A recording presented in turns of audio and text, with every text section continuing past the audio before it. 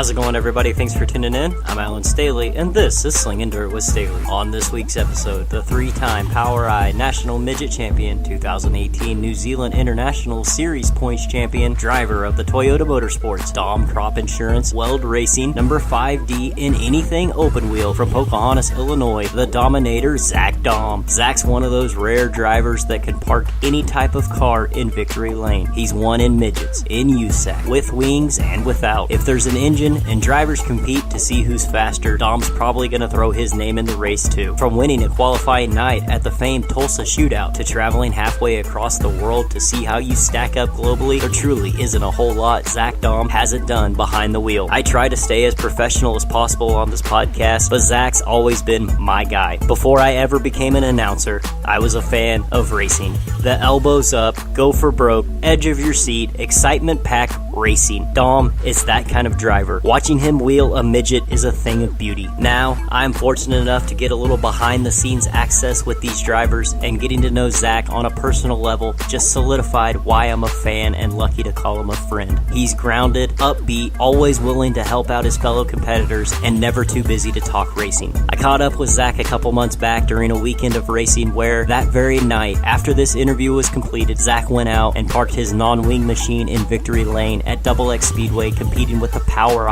War Series. Zach opens up about his history of driving, to where he wants his racing program to be in 5 years, plus his own Mount Rushmore of racing, how Daum views his competitors out there, where the motivation behind the wheel comes from, and more. On an all-new Slinging Dirt with Staley, special guest Zach Daum, starting right now. My dad started racing when he was later in life, before I was born though, and raced late models locally around home for probably 10 years or so. I seen a quarter midget at one of the races. They were advertising our local quarter midget track, and I seen it and I had to have one, and so he got into it I think the next year, and he put another kid in his late model for the last year that he had a car, and he started racing me, and then after that he sold his late model stuff, and we've kind of been full bore, because I raced quarter midgets from when I was 5 up until I guess about 13, and then I ran a micro for a year, and then I actually did run a late model for 1 year, but then I was just at a weird age where I couldn't run a midget yet. Right. The micro was a lot of travel and a lot of work. Exactly. We were just having a lot of motor issues and stuff. It wasn't that much fun. The late model deal was close to home, and we could do it reasonable. So my dad sponsored a guy a rig trailer deal, so we already had a trailer that we could use. So we just kind of went that route for a year. Then I turned 16, and we sold it, and we went back midget racing. And it was all in after you turned 16 and everything. Why the number? Is there any big significance to that number 5, the 5D? No. My dad was number 58. Once he put Jason in the car the last year they ran, they were number 5. And so when I started, we would just put 5 on it. That's really, we put a D on it just because there was so many 5s. And we had Brad Woyette was there, Danny Fry, and Colton Cottle. I mean, there's about 5 or 6 midgets we were running with that had 5, so we just went ahead and put a D on it. What would you say is the highlight of your career, or the biggest accomplishment that you've had? Chili Bowl prelim night was huge for me at the time. I was about an 18-year-old kid that, at the time we didn't know nothing. We were just out there trying to. We had one car, one motor, and we were a no-name, no-body deal, and we knocked off Michael Pickens, and that was big. Looking back now, I've won in Belleville, Kansas, and I feel like that's a huge accomplishment. I've won in New Zealand and Australia, so those one of the biggest paying races in Australia. It was like $13,000. So that's a big accomplishment. And is it? I don't know. Money-wise, it's a big accomplishment. And that's which that definitely helps. But notoriety. Winning 3 POWRI championships is nice. That's it's cool. a big deal.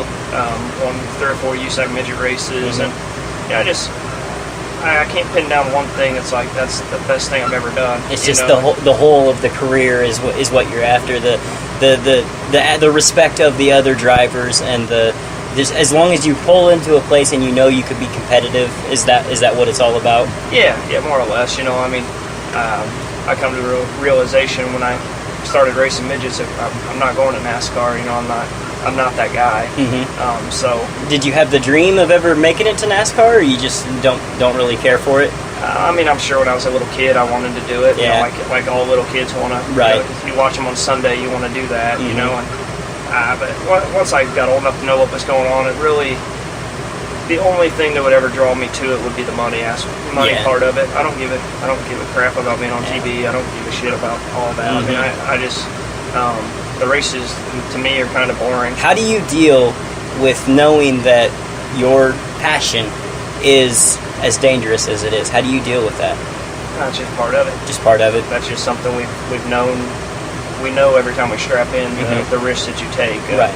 You know, you don't really worry about yourself most of the time. You worry about everybody else. Especially the way the midget deal is right now. You worry about all the idiots. I mean, that's why I'm here right now. Yeah. I'm tired of racing midgets right now. It's not a lot of fun to me. Why is that? Is it just oversaturation? Too many drivers out there trying to make seat time, or is it too many fools trying to win it on the first lap? Too many kids with daddies that have too much fun to just spend and they don't care. Okay, I understand that. That's kind of where the midget deal is right now. You know, that you get a couple $100,000, you take it to a team, and you go, here we go, I'm going to go race. And I mean, you still got to drive the race cars. I mean, there's no doubt about that. I mean, you know, especially midgets don't drive themselves. They're very hard cars to drive. But you know, it's the same token as when you don't have to learn how to set them up, how to work on them. You don't have to be at the car wash at 3 a.m. and back up at 8 a.m. to start maintenance. So you don't have to do those sorts of things. You don't want to drive the rig to the track or whatever's got to be done. You kind of take it for granted of what's going on, and that's kind of where the deal is right now. I'm 27 and I'm the old guy. I want to go to the midget races now. You know, I want to. After the races, I'm the only one that can drink a beer. Yeah, everybody else has to be in bed because they might have school on Monday or something like that. Besides the financial aspect and the danger aspect, what would you say is the biggest negative of the sport of racing? Just the travel, the time spent away from home, or do you enjoy that? I mean, I would say I don't. Not that I don't enjoy being home. I mean, it's part of, but like this year, I spent 4 months in New Zealand. Nice. You know, I raced all through their summer. Yeah. So I'm kind of almost used to being on the road and traveling. Yeah, that's. I mean, I miss my wife and my dogs and stuff back home. I mean, that's something that I try to make the most of when I am home. Right. But it's just one of the deals. You know, where you come to accept it, and that's how it is. And, you just try to make the most of it. So while you're home during the off-season and stuff, what do you enjoy besides just the racing community? Is there another hobby that you might have or another passion that you're into? Not really. Just racing? Yeah, it's we run a little go-kart deal. We promote outlaw kart deal, and got a carbon fiber business. And between that and the racing and stay busy year round. It's enough to keep me busy every day. Now, I skirt around this topic quite a bit, and that's the money aspect. It's very expensive to get into our sport. As somebody who's been through the ringers and kind of knows how to play the game of getting and keeping sponsorship, what would be your biggest advice for the young up-and-coming drivers that are trying to get sponsorship? That's tough, because I've never been one to go look for it. I've just never been one to ask for a handout for anything. Right, I understand that. My deal with, like, my biggest sponsor in the midget deal is Toyota. I mean, they supply the engines. They give me some cash to run throughout the year, and I didn't ask for anything. I never called them. I didn't even think I was ever on their radar. Wow. And they come to me at the end of 1 year, and we'd actually broken an engine that night, and they came to us and started to hint around that they might do something, and a week and a half later we sat down and made a deal. So, I don't know. You see some of these guys, they go pound down doors every day, and that's what they do to get money. Yeah. You see other guys that don't go beating down doors, and they still get money. So, it's just one of the things that when you do get a sponsor, you try to treat them right. Like with my deal with Toyota, if this is our 5th year together, there's a lot of. That's a long time in racing. That's a big commitment in the racing community. That's a long time. There's Randy Martin's done an excellent job of keeping Diamond Pet Foods on. I mean, there's just certain people, and that has to do with just him and being who they are. They're respectful people. Exactly. you see a lot of these guys and a lot of these kids come in, they're 5-year kids. You know, they come in, they get a sponsor or a daddy that spends money or whatever, and they got all the flash nice stuff, and they race for a couple of years, they piss off a lot of people, they spend a lot of money, and then 5 years later, they're gone. They're gone. Exactly. Has there been anything in your career that you wish you could have done different, or say you wish you could have won this race, been in position or something like that, that it just didn't quite work out? Basically, any regrets over your career so far?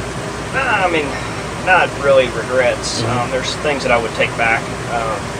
Because like our midget deal, we points race. That's the whole goal, is to win a championship at the end of the year. And there's quite a few nights I've settled for second, thinking that's a good points night, that's good money, I can't... You try not to push it at the end. Finishing second is a lot better than finishing 22nd. Right, and that's, and that's where we've done fairly well here lately, the last few years, is we've been consistently up front every night, I think last year, until I got hurt there, we finished second like 22 times. Only won one race, so it's kind of, that gets a little frustrating, and looking back, you probably should have just tried something, throwing it in here a little harder, let off here a little bit more. I understand. Just push issue a little bit more. But other than that, I don't really have any big regrets over it. It's just those are things, you make those decisions when you do it, and that's you got to live with it. Where's the motivation come from? Why do it? Too stupid to do anything else. Is it just the love of the sport that much? I think so.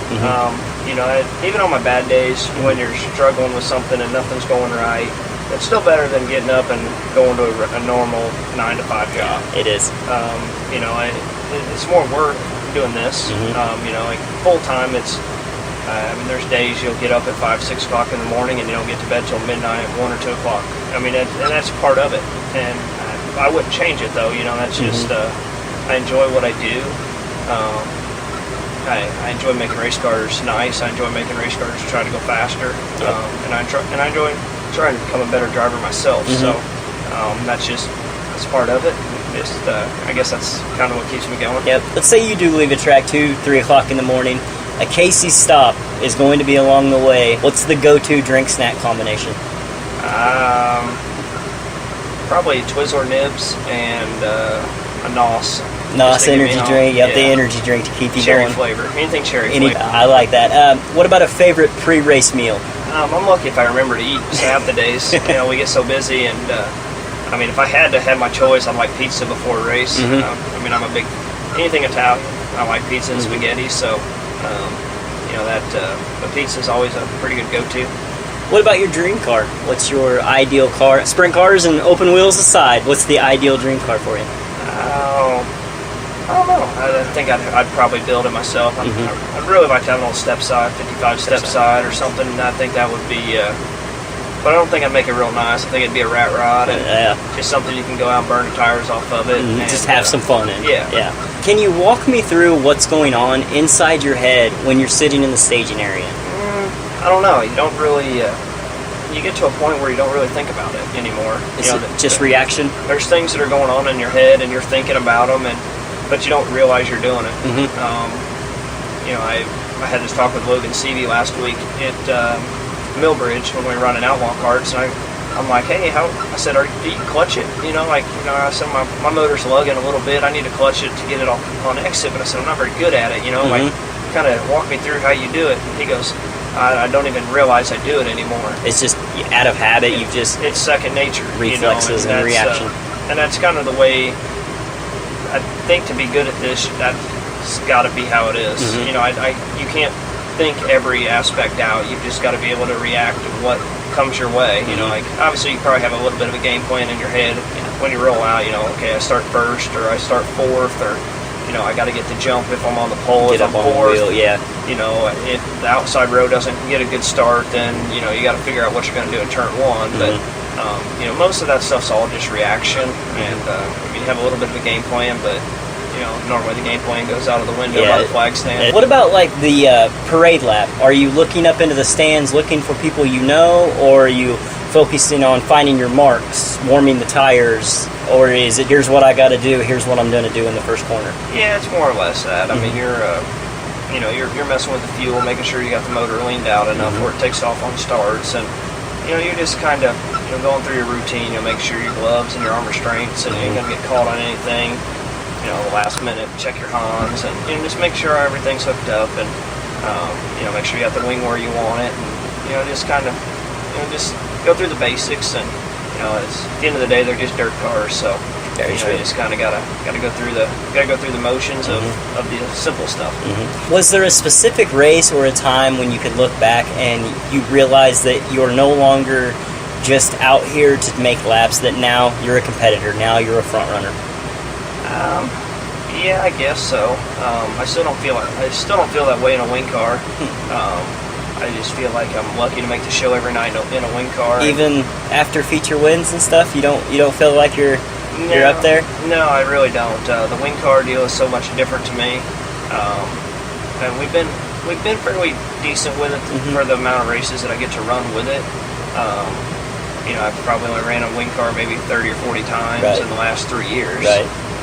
Which 30 or 40 times still sounds like a lot, but when I've ran so much non-wing stuff that when I go to the wing, I have a lot of bad habits. So I feel like until I can make a complete night without trying to pitch the car or do anything, trying to run it like a non-wing car. Right. I still don't feel like I'm even like the really good locals we have here. I don't think I'm Randy, Jonathan, Kyle. I don't feel like I'm to that point yet. Now, if we take the wings off, I know I can outrun Randy. Take the wings off, it's a different story. It's a lot of fun there. Or if we all go race midgets or something, I know I can beat those guys in that. It's just the wing deal. It's a little different. It's different guys that you race with, and it's trying to make sure you give them their respect, because they've obviously been doing it a lot longer than I have. They've won a lot of races, and so that's, once you can get to that point, you can run with them. Then it's like, okay, now let's try to beat them. And I want to steadily work towards that.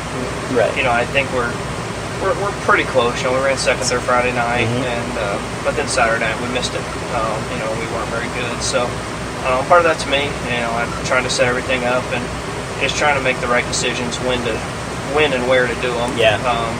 So normally even when we get a slick racetrack, like it's we've got a cushion or something to bang on back home, and there really wasn't something like that last night. Had the wall, that was about it last night.